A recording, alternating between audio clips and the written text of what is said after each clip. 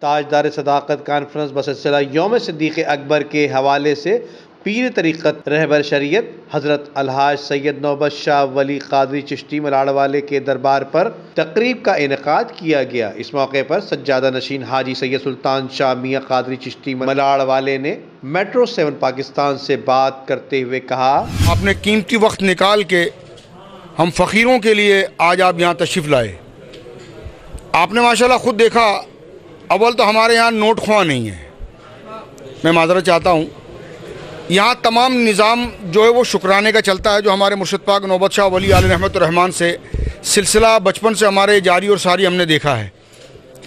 آپ نے دیکھا کہ شروع میں ماشاءاللہ ہم نے بیان پہلے ہی علماء کرام کا کرایا، کیونکہ آج کا جو دن ہے وہ بڑا علمی دن ہے، اس میں علمی گفتگو جو ہے وہ بہت زیادہ درکار ہے، بہت زیادہ ضرورت ہے حالات کے مطابق۔ میں یہ چاہتا ہوں کہ اس درگاہ سے، اس درسگاہ سے، ہمارے جو علماء ہیں اس خانقاہ سے، اس سے فتنہ جو ہے وہ ختم ہو۔ مسلمانوں میں اگر فتنہ ختم ہوگا تو محبت بڑھے گی، محبت بڑھے گی تو مسلمانوں کے اندر برکت اور اللہ اس کے رسول کی رضا شامل ہوگی، اس سے ہمارا ملک ترقی کرے گا، اسلام ترقی کرے گا۔ آپ نے حضور، آپ ماشاءاللہ آج آپ نے پوری محفل یہاں جو ہے وہ اٹینڈ کی ہے، تو اسی طریقے سے ختم ہوگی اگر یہ میسج اگر خدا کی مخلوق تک جائے گا کہ اہل سنت کا جو سیگا ہے اس میں کسی کے اختلاف ہے ہی نہیں اور کسی کا تفرقہ نہیں، اور سب کے جو درجے بدرجے ہیں، ان کی جو سوانح حیات، ان کی زندگی جو نبی پاک صلی اللہ علیہ وسلم کے ساتھ گزری ہے، ہمارے علماء وہی بیان کرتے ہیں۔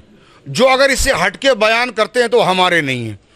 اور حکومت کو چاہیے کہ جو آدمی دین کے اندر بغیر علمی کی اگر اختلافی بات کرتا ہے تو قانونی چارہ جوئی کر کے اس کے اوپر ایکشن لیا جائے اور اس کو لگام دی جائے، تاکہ مسلمانوں میں اور اسلام میں فساد پیدا نہ کرے۔ دیکھو، بات دراصل یہ ہے کہ بولا تو ہمیشہ حکومت کو ہی جائے گا، کہ اگر حکومت اگر ذمہ داری نہیں کر رہی تو حکومت کو چاہیے کہ وہ حکومت کو چھوڑ دیں۔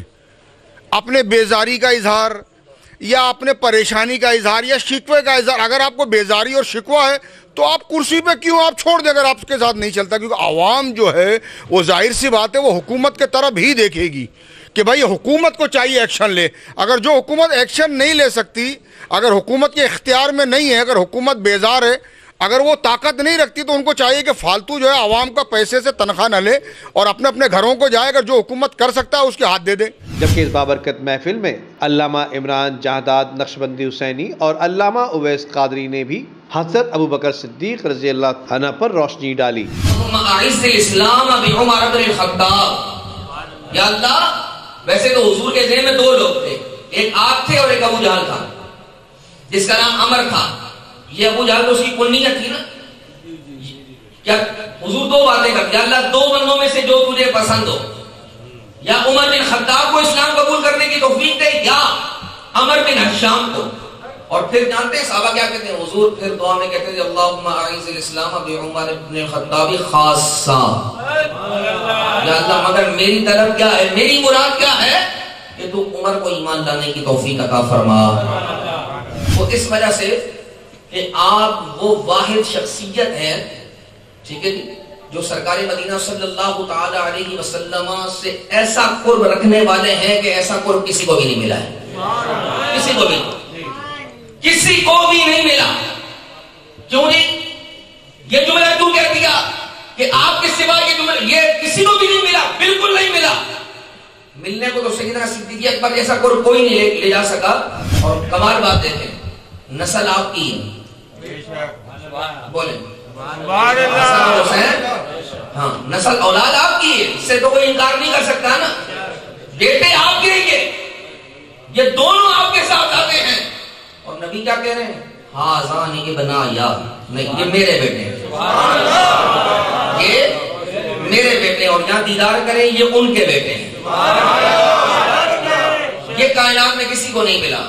اس موقع پر ملک کے معروف ثنا خواں اور سید نعیم شاہ قادری، سید دیدار شاہ قادری بھی موجود تھے۔ ویڈیو کو لائک کر کے فیس بک اور واٹس ایپ کے ذریعے دوسرے لوگوں کے ساتھ شیئر کیجیے، اور ایسی ہی خوبصورت ویڈیوز فیوچر میں حاصل کرنے کے لیے ریڈ بٹن پر کلک کر کے اور بیل آئیکن کو پریس کر کے ہم سب کے سبسکرائبر بننا مت بھولیے۔